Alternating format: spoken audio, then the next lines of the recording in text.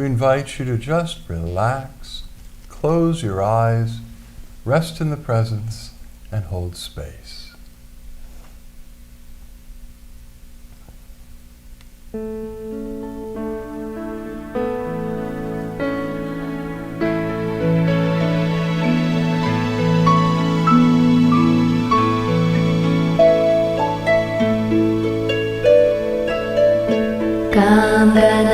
Ganapataye Namo Namaha.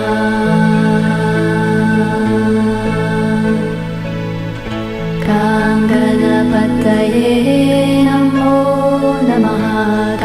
Ganapataye Namo Namaha.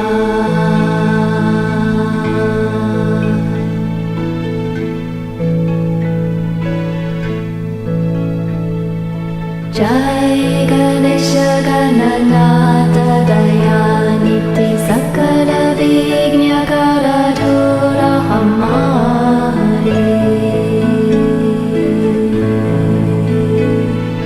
Jai Ganesha Gananatha Dayaniti Sakala Vignakara Dhura Hamare.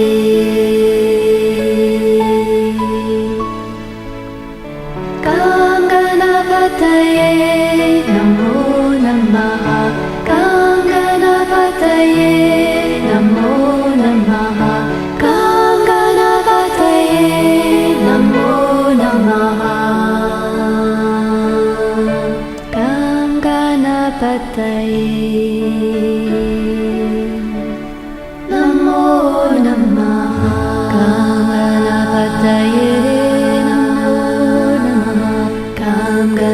Ganapataye Namo Namaha. Ganapataye Namo Namaha. Omega Dantaya Vidmahi Vakrajundaya Dhimahi Tanno Danti Prachodayat. Ganapataye Namo Namaha. Ganapataye Namo Namaha. Ganapataye Namo Namaha. Ganapataye Namo Namaha. Ganapataye Namo Namaha. Ganapataye Namo Namaha. Ganapataye Namo Namaha.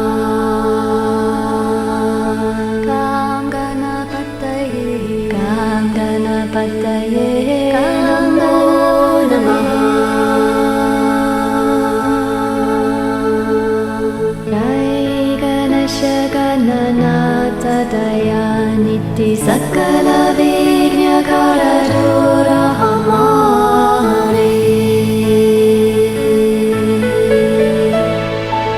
Jai Ganesha Gananatha Dayaniti Sakala Vignakara Dhura Hamare.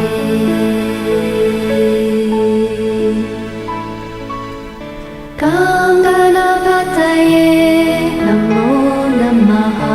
Ganapataye Namo Namaha. Ganapataye Namo Namaha. Ganapataye Namo Namaha. Ganapataye Namo Namaha. Ganapataye Namo Namaha.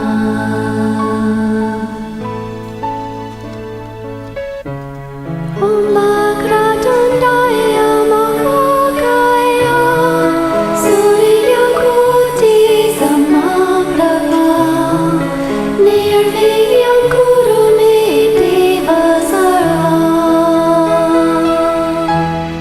Karyeshu Sarvada.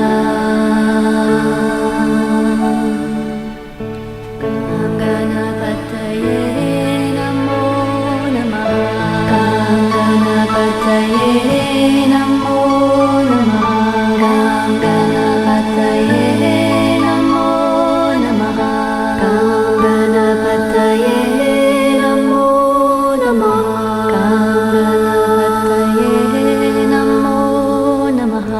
Gam Ganapataye Namo Namaha.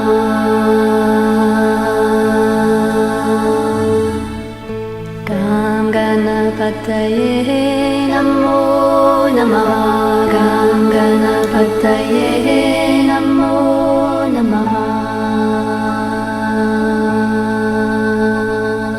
Jai Ganesha Gananata Dayaniti Sakala Vigna Karadura Hamari. Jai Ganesha Gananata Dayaniti Sakala Vigna Karadura Hamari.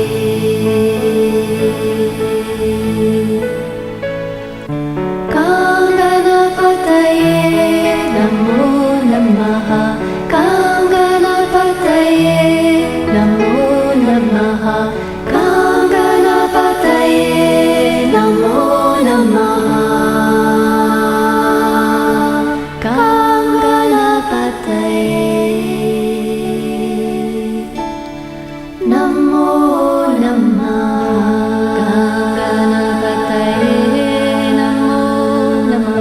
Gam Ganapataye Namo Namaha.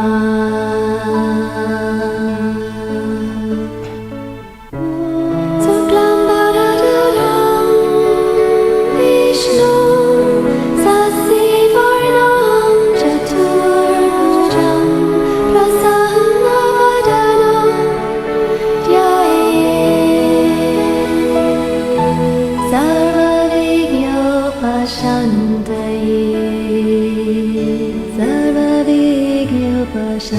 Gam Ganapataye Namo Namaha. Gam Ganapataye Namo Namaha. Gam Ganapataye Namo Namaha. Gam Ganapataye Namo Namaha.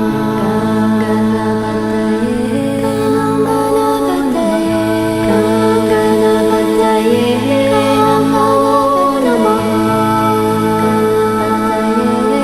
Namo Namaha.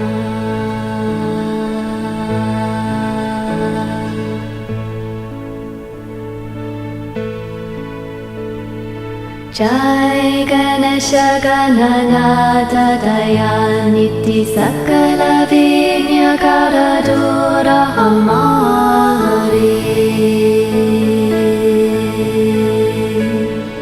Jai Ganesha Gananata Dayaniti Sakala Vigna Karadura Hamari.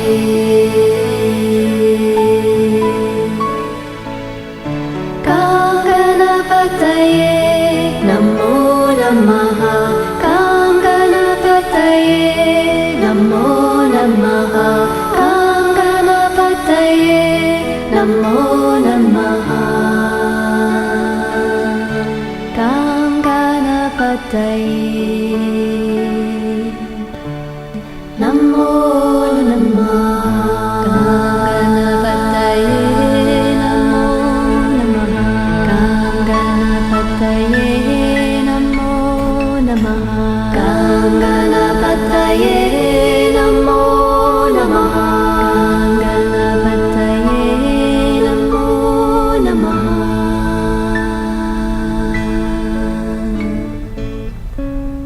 Om Ekadantaya Vidmahi Vakratundaya Dhimahi Tanno Danti Prachodayat. Gam Ganapataye Namo Namaha. Gam Ganapataye Namo Namaha. Gam Ganapataye Namo Namaha.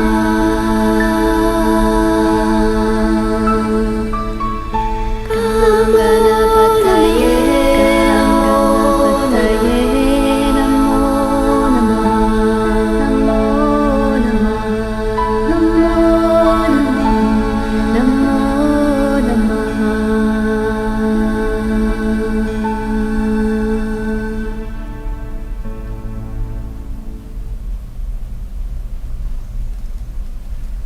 Namaste. Namaste. Welcome to our weekly online Satsang. Satsang being a Sanskrit word that means community of truth. Wherever two or more people who are on the path of discovering and embodying the truth join together, we have a community of truth. We could just call it a spiritual community. The Flowering Heart Satsang includes people from various religious traditions, spiritual teachings, and teachers. What we have in common is that we're all experiencing awakening and transformation into oneness with the divine and with all that is. So glad you're here tonight. The world needs you. The world needs you. Sometimes we don't feel like that, do we? But every single person who's in the process of awakening is helping to shift the collective consciousness of humanity from the collective insanity of competition, conflict, and war into a new world order rooted in cooperation, harmony, and peace. That is only the result of the flowering of the human heart, not just you and me individually, but when the collective consciousness of humanity, the collective heart of humanity shifts in mass. That'll happen when enough of us awaken. With each person who awakens, ripples go out into the collective consciousness that ignite and catalyze everyone. And when enough of us have awakened, the scale will shift out of division, conflict, and war into unity and peace. That's what we're working toward, and so many others as well. To that end, we share many things, but one of the things we share is the Flowering Heart Blessing, Hridaya Vikasa Diksha, direct transmission of divine consciousness, which is the essence of awakening. Awakened consciousness, love, grace, peace, light, directly from the divine source. When you receive one of the Flowering Heart blessings, and you're soaking in them right now, you are immediately initiated and activated to be able to share this blessing with others. Just invite the divine to pour the Flowering Heart blessing through you right now to all who join us tonight in the online satsang, and holding the intention to send blessings to everyone who will watch or listen to the recording of this satsang at any time in the future. Spiritual blessing is spirit, and spirit is unbounded by time or distance in space. So whenever someone listens to one of these recordings, they feel exactly the same presence that we feel here tonight. I think we don't have any more announcements. So we like to open it up in just a few minutes to questions and answers pertaining to the spiritual journey. It could be anything. It could be about meditation, awakening, past lives, future lives, alternative realities. Anything that you've wanted more clarity, more insight and understanding about pertaining to spirituality, ask your question. If you're in Vimeo, you can type it there into the live chat. If you're on Facebook Live, you can type it in here as well. And if we don't already have the answer, Suzanne and I look to the divine, and the divine always pours out inspiration to us to share with the group. That's why it's important that you ask your questions. So while you look inside and ask what it is that you would seek clarity about tonight that might help catalyze our discussion, we're going to read 16 quotes to read when your relationship is struggling. We all have relationships, and so this pertains to all of us in some way or another. These timely articles come from a website, inspiringquotes.com. And the author of tonight's selection is Brooke Robinson. Brooke is Inspiring Quotes editor, bibliophile, which means she loves books, cinephile, which means she loves movies, and curry enthusiast, which means she's our friend. Based in Cleveland, Ohio. Thank you for this contribution, Brooke. So here's what Brooke says about, well, my page will stop jumping all over the place. Despite what Disney movies and other ideas of fairy tale romance have tried to impart to us, all relationships go through rough patches. Whether it's a tiff over whose turn it is to take out the trash, or a more complex struggle regarding misaligned values or differing conflict styles, there will always be times when we don't see eye to eye with our partners. No one is tailor-made for anyone. We have to take the time and make the effort to learn to love our significant others in the ways they want to be loved and support them in the ways they need to be supported. And unfortunately, people don't come with instruction manuals. So this process can often be bumpy and uncomfortable. But if we're committed to growing with our partners long term, it's always worth it in the end. Here are 16 quotes to show us how we can effectively navigate through those tight spots and remind us of the incomparable rewards that lie on the other side. Here we go. Conflict is intrinsic to all relationships. The presence of bickering or disagreements doesn't mean the relationship isn't good or that it isn't worth it. Often, it's an alarm. Your relationship needs attention. Sometimes the best fight you can have is the fight for each other. Esther Perel. Esther Perel. Never let a problem to be solved become more important than a person to be loved. Thomas S. Monsoon. Forgiveness is not a feeling. It is a commitment. It is a choice to show mercy, not to hold the offense up against the offender. Forgiveness is an expression of love. Gary Chapman. Assumptions are the termites of relationships. Steve Siskold. What can make a marriage work is surprisingly simple. In their day-to-day lives, happily married couples have hit upon a dynamic that keeps their negative thoughts and feelings about each other, which all couples have, from overwhelming their positive ones.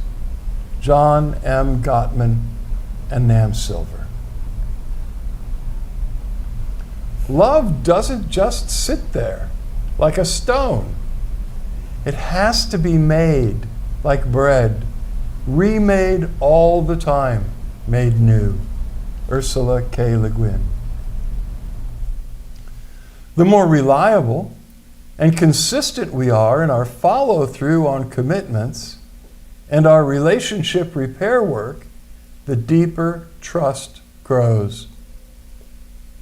Gina Senagari. No conflict can be solved so long as all parties are convinced they are right. Solution is possible only when at least one party begins to consider how he might be wrong. Yusuf al-Falah. Taking responsibility, even for a small part of the problem in communication, presents the opportunity for great repair. It's highly effective.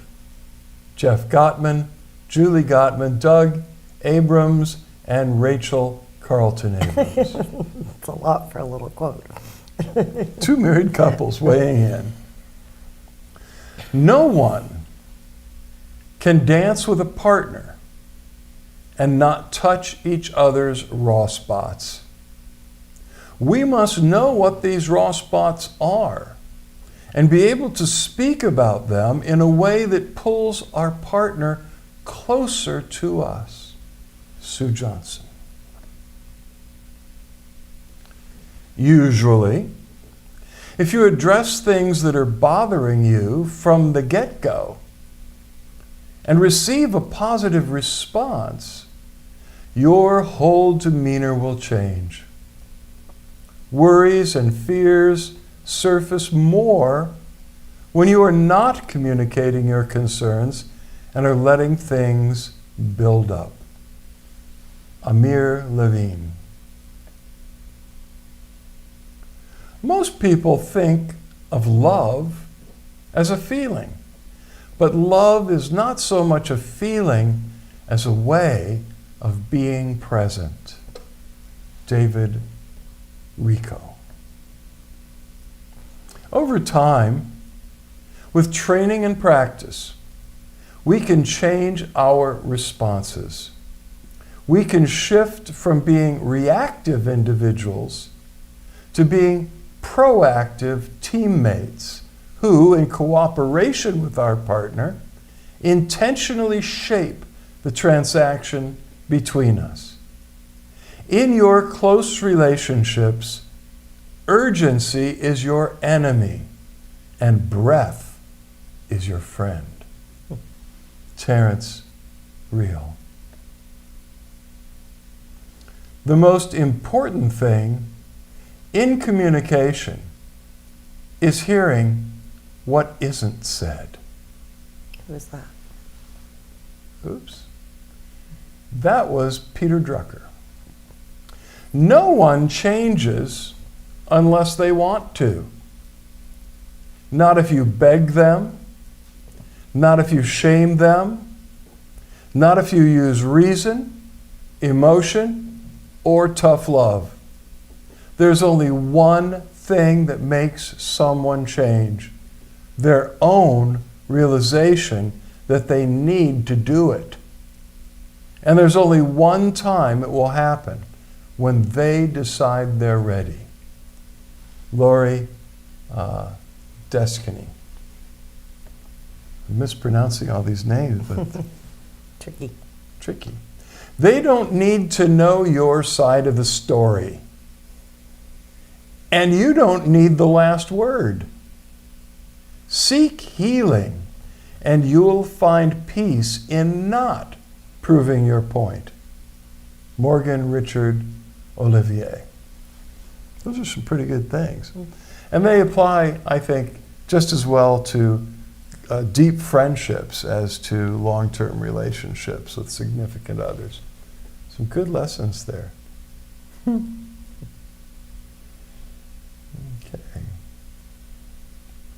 And here I am. I'm going to have to do the refresh and jump through several hoops to find out if we got any questions. So I hope we do. I hope it's worth it.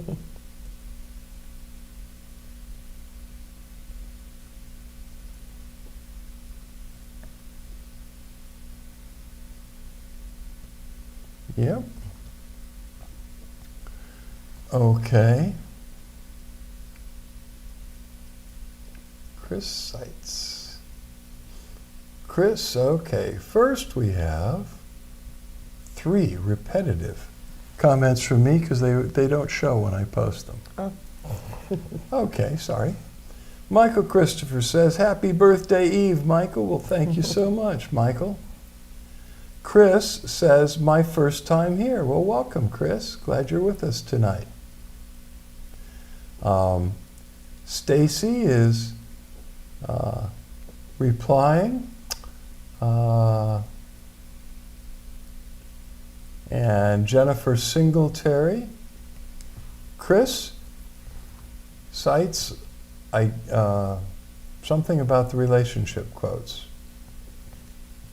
I'm not sure what that point was, except maybe you loved the relationship quotes. We did too.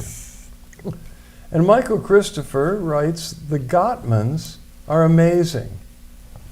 They have scientifically studied successful, unsuccessful couples for decades in their house lab, which is at www.gottman.com. Thank you for sharing that, Michael. Yeah. Yeah, I've enjoyed all the quotes we've had from them. They don't always come from four. That was great. Talking about sort of disagreements that there's only a possibility for a solution when at least one person considers they might be wrong. And that's coming from four, two married couples, so they know what they're talking about. Okay, let's see if we have anything over here. Nope. So, any questions?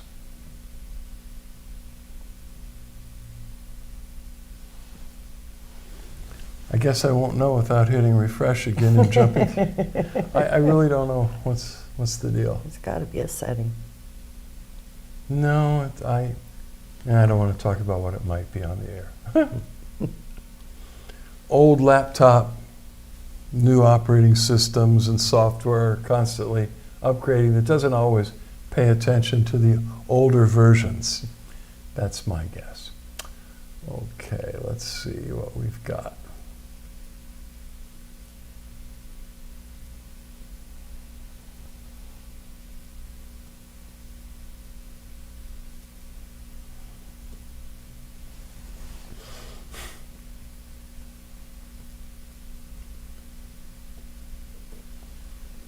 It's not in a hurry.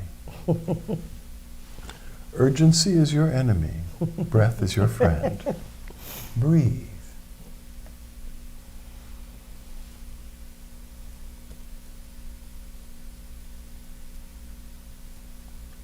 Okay. Stacy writes, happy birthday, Reverend Michael Milner. Well, thank you very much, Stacy. Becky Sand writes, last week you had a story about the time you met a guru. Any other stories like that? Yeah, thousands of them. I'll put one out of my hat. Now, I've spent a lot of time with quite a few masters of various traditions. And that may be too broad a question. What do you think, Zan? I don't know. What comes to mind? I guess meeting Master Lu, although a lot of people have heard that story. But I guess I'll tell it. Last week I talked about meeting Swami Muktananda. That was very dramatic, of course. I had a very radical awakening experience when I was 17 years old at 4 a.m. in the morning, and my world changed forever.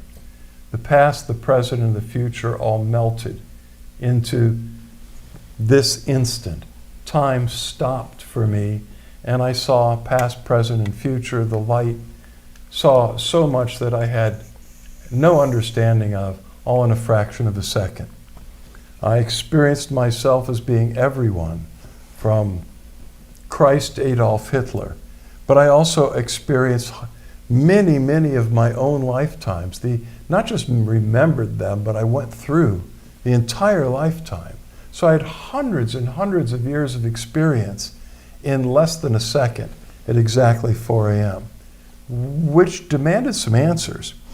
I was just, I was just a hippie kid in the 1960s who grew up in the Episcopal Church, and so I went to our longtime pastor, and I said this is what I experienced. What can you tell me? It doesn't seem to be that the church would have any answers for this. Well, maybe the church didn't, but he did. He reached in the bookcase behind him and pulled out Hermann Hesse's Siddhartha, the story of the enlightenment of Gautama Buddha. He said, here, read this. And I was awestruck. And I felt immediately that many of the answers I was looking for were probably contained in Buddhism, or perhaps Hinduism. Because Buddhism kind of was a sprout out of Hinduism. And I also read, remember, Be Here Now by Ram Dass. It also seemed to speak to that experience that I'd had and to the change in my perceptual consciousness. So I head off to California to find a Zen master. I was sure one of them had my answer. Well, at that time, around the early 1970s, there were a lot of Zen masters in the United States, and especially in California. And so I was shopping around, trying to find the right one for me, and I happened into a Taoist master. He was also a master of Chan meditation. Chan is the Chinese word for Zen. So this may be it. And I went, and wouldn't you know it, he didn't speak English. His policy at the time was not to look anybody in the eye or to speak to them. Only his senior disciple would he look in the eye. And so he didn't look at me and he didn't talk to me. And that went on for a few months, just a couple of months. I was amazed by his energy. The way that we learned is he just went through these graceful movements, and we copied the movement and the breath. And we sat and meditated with him, and the shift in my energy field was phenomenal. I was more flexible after 6 weeks of doing Taoist Qigong than I was when I was 5 years old. So that impressed me, but I needed answers. And since he wasn't looking at me or talking to me, professed to not even speak English, I thought I need to go elsewhere. So my final night at the Taoist Sanctuary of Los Angeles, I got up to leave in the dark, and I'm making my way toward my car to make my 45-minute drive home. And as I'm walking in the dark toward the parking lot, Master Lu is standing in the path right in front of me. Only now he's staring me right in the eyes. He didn't say anything. He didn't open his mouth. He didn't change his expression. He didn't smile. He didn't wink.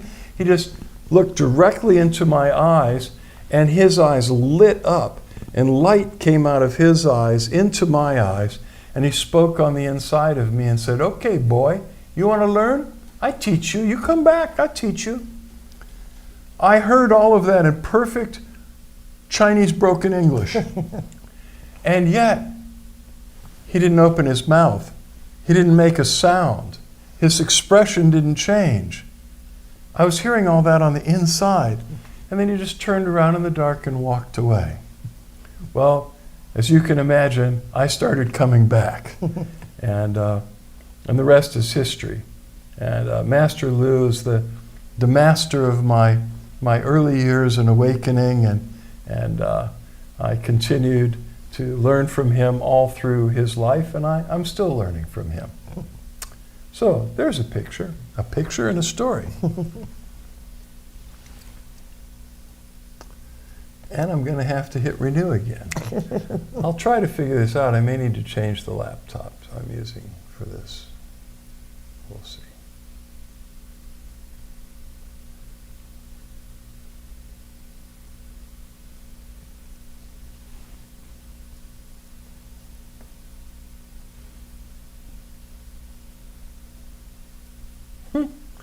Yeah. Ekaterina says, "Happy birthday, thank you much, and love your stories." And thank you for that too. So we have a few more minutes. If you're going to ask a question, I wish you would do it, because it's not coming up. I'm having to refresh the page and renew and go through a couple of different steps to get back to the comments. I don't know why that's happening. I'll try to figure it out. It's not the first riddle we've had to figure out on these webcasts.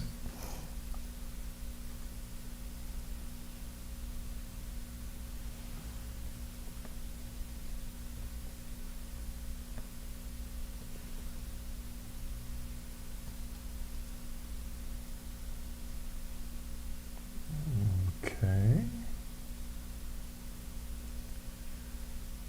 This will be the last opportunity to ask a question. So I'll give it another minute, then I'm going to refresh the page and see if you wrote anything. The last comment I can read is Yekaterina saying, love your stories. We love you, Yekaterina. Thank you for your presence, as always. Has it been a minute? No. Okay. Do you have another master story? Meeting a guru.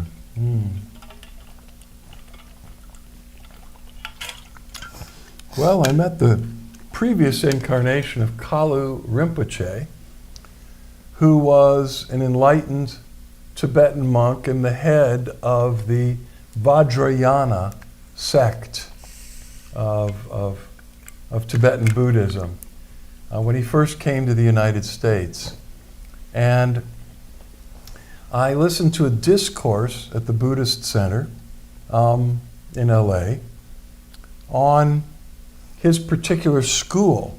The Vajrayana uses, it's the thunderbolt path, and it uses direct transmission of enlightened consciousness, which always appealed to me. And so I went to hear him, and here's this thin, frail, otherworldly looking guy with an amazing aura.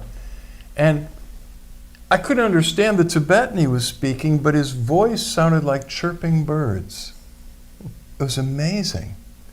And just above us in the room, it was like just above our heads was a vast, unbounded, infinite space of pure, empty, silent bliss. Wow, it was Bodhi. I mean, he was so full of the Buddha mind that just to be in the same room with him was an experience with eyes wide open, of vast, empty, open space. And so I took refuge in the Buddha, the Dharma, and the Sangha and received a Tibetan name that day, Tashi Jamtso, which means auspicious ocean. That's my Tibetan name. And each of the masters, the true when he passed on, made his transition, he's since reincarnated, and his new incarnation has been through all kinds of adventures. But when his previous one that I met passed on, the Dalai Lama came forward and said he had sort of been sitting on it, not talking about it, until Kalu was gone. But he said Kalu wasn't just an enlightened master, he was a living Buddha. So that experience of singing birds in infinite space in his gentle presence was because he was actually a living Buddha. So that's pretty cool. I want to hear your master stories. Okay. I'll hit refresh one more time and then we'll dance on.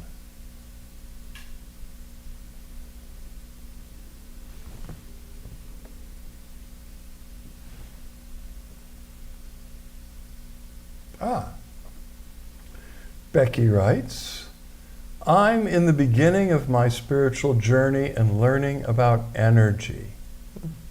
What's your recommendation on a beginner book to learn about the power and principles of energy?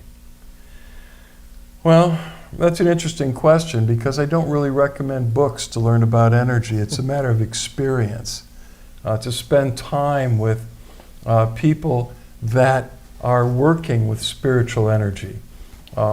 My path, and the one that I teach, is Taoist Qigong, or what's called Neigong. Dao Dan Pai Neigong, which means Taoist elixir school, inner alchemy, or inner power. It's a Chinese Taoist form of Kundalini Yoga. In the Kundalini tradition, you can experience Shaktipat, the awakening of the Kundalini energy, various ways through the Siddha Yoga teachers. I mentioned Muktananda last week and his teacher Nityananda, but also there's the Kundalini Yoga movement, which is all over the world now, 3HO, Healthy, Happy, Holy, which was founded by Yogi Bhajan.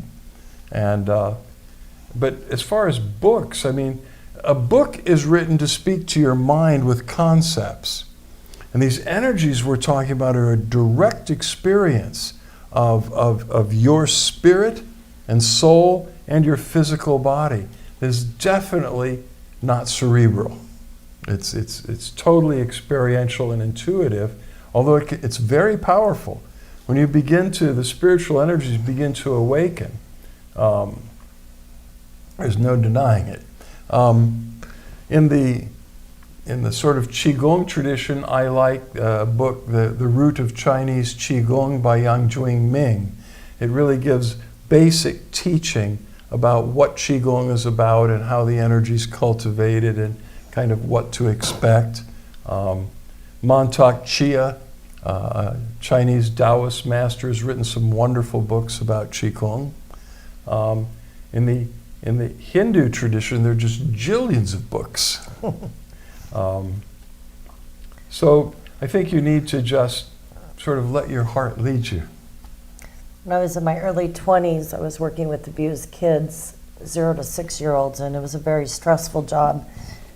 And I was at a holistic health fair, and I tried Reiki for the first time, and it really made a huge difference. And I started doing self-care once a month and getting Reiki sessions until I eventually got my Reiki masters. But before I had tried it, I was interested in energy, so I bought a bunch of different books on it. Therapeutic Touch, Your Healing Hands, one on Reiki, Hands of Light, I think was another one. And the only thing that I would recommend is if you do get some of these books, I made sure that the ones that included an element of fear, you have to purify your hands in water afterwards so you don't get any of that energy sticking to you, or concepts like that.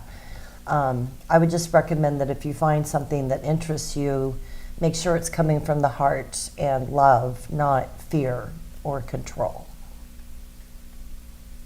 Yeah. Yeah. So again, I think it depends on the tradition you're being drawn to. Certainly if it's Indian yoga, then books about Kundalini yoga and about the awakening of Kundalini and the awakening of the chakras is very helpful. Come to a Diamond Heart Quantum Liberation process here at Flowering Heart Center. We'll teach you all about raising Kundalini and working with the Kundalini Shakti, the divine energy. Come to my Qigong class any Wednesday night.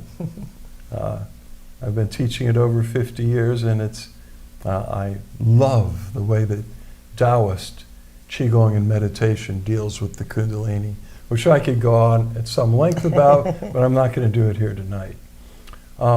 If you've found some book or books that you wonder about, you can email me, michael@floweringheart.org, and I'd be glad to give you my feedback on what I know about that author and that book.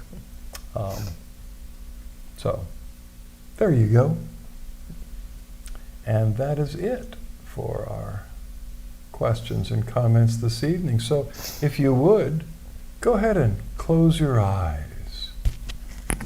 and invoke the presence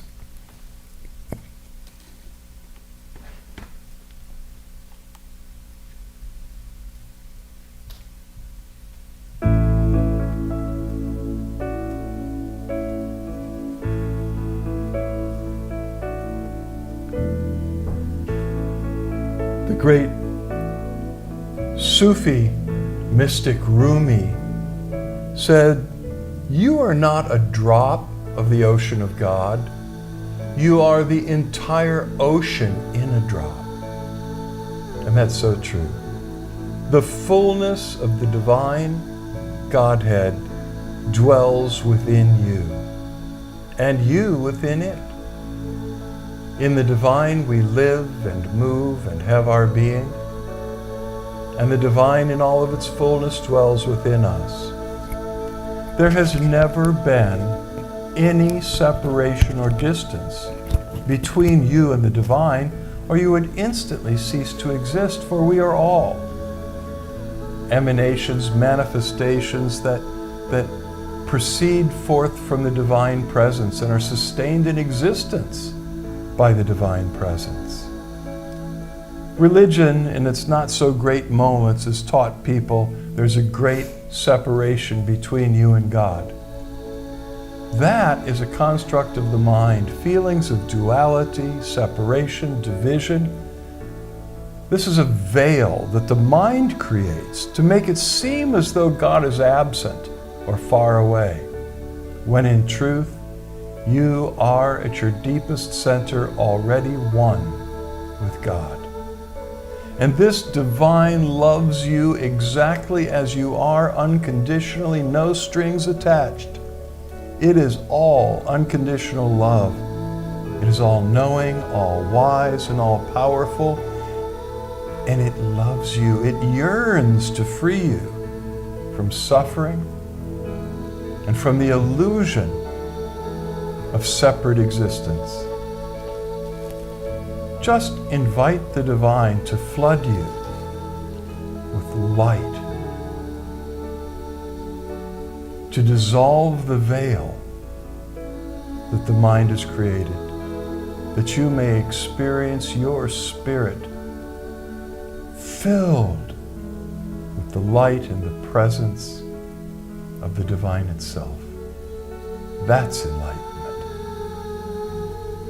If you just let go and receive the light that's shining and pouring out to you right now within, it will flood your spirit with light. It will flood your soul, your mind, your emotions with clearing and peace, dissolving all the wrong thoughts and programming and destructive feelings, and replace it all with divinely inspired ideas and thoughts and plans. It will shine out into your physical body, dissolving dis-ease and flooding you with divine life and healing through your whole body.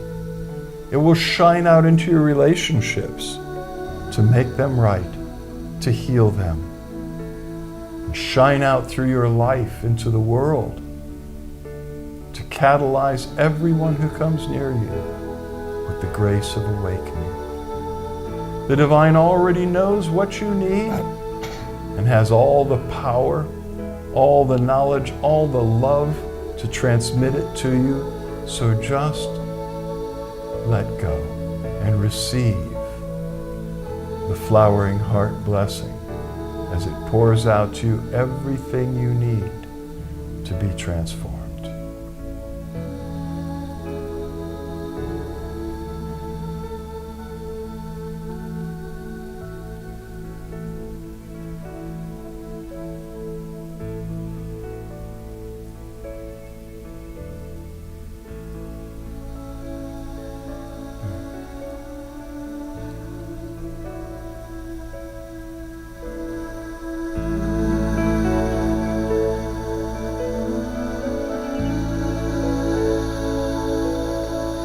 Just receive. Keep soaking it in, drinking it up, breathing it in.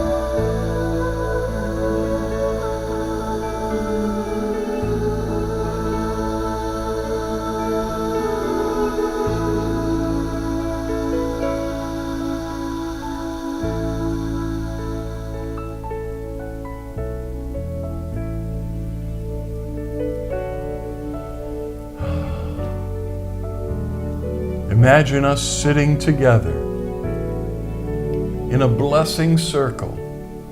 Keep your eyes closed, but lift up your hands with your palms open, facing forward, and let us all together invite the divine to pour through every one of us the flowering heart blessing to all the others in the circle. As it floods through you to the others, the divine presence transforms you, awakens you, clears you.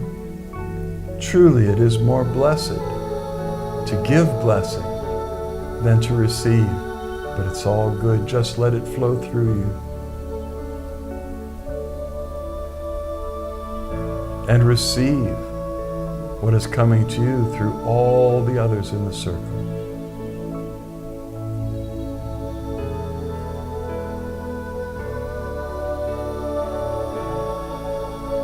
Imagine in the middle of our circle the translucent, living, blue planet Earth, Gaia. And let us take a strong intention together for divine grace to heal planet Earth, especially the damage that has been done to this planet by humanity. This planet is alive, a living being. The entire universe is alive and conscious, and so is Earth. And it is the garden that we have been given to care for, to watch over. Let the earth be healed.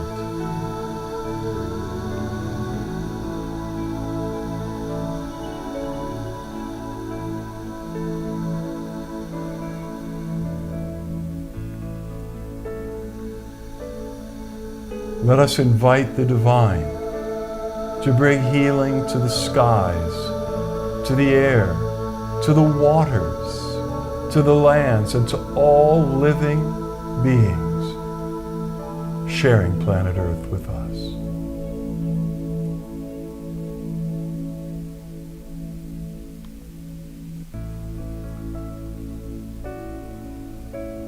You could visualize 8.3, I don't know how you'd count that, brilliant points of light all over the surface of the earth. There are 8.3 billion human beings, and each is a point of light. Let us ask the divine to enlighten all the human hearts on planet Earth, to melt away the fear,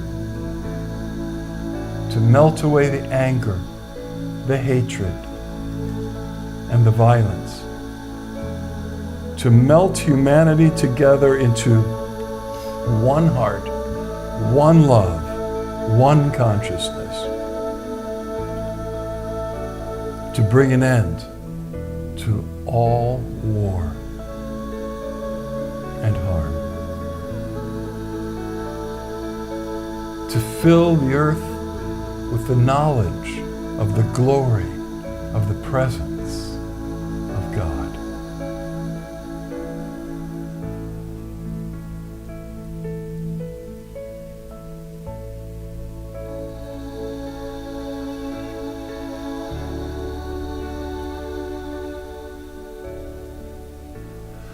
Om Shanti, Shanti, Shanti. Om, peace, peace, peace.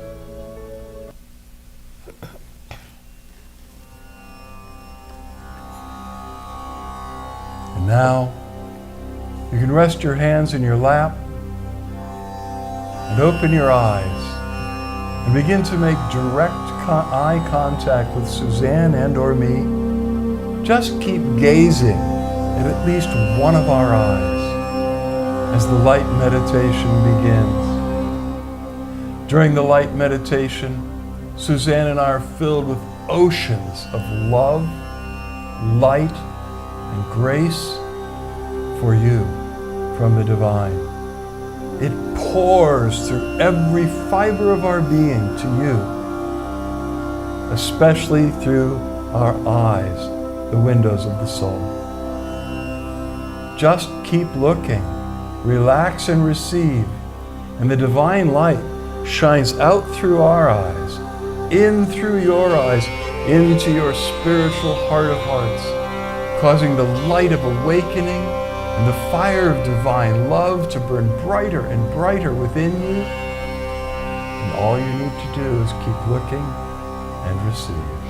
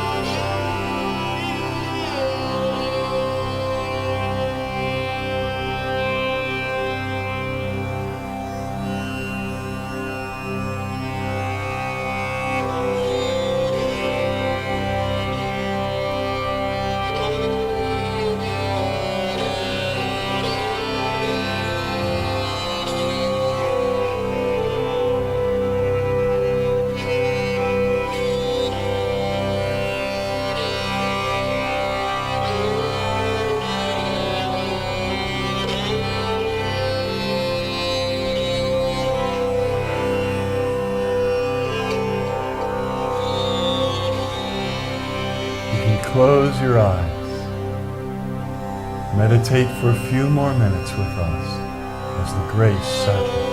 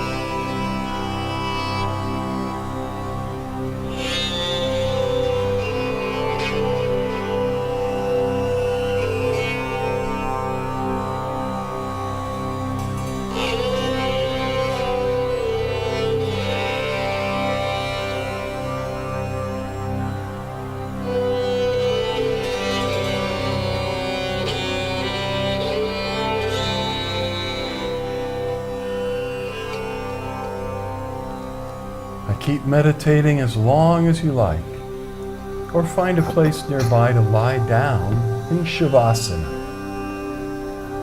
Shavasana is a yoga pose where you just find a comfortable spot to lie down on your back.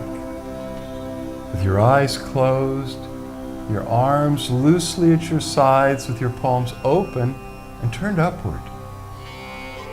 And just let yourself dissolve with gratitude in the divine presence. We love you very much. Much love, light, and blessings. Until our paths cross again, know that the divine in us beholds the divine within you, and we bow to you. Namaste.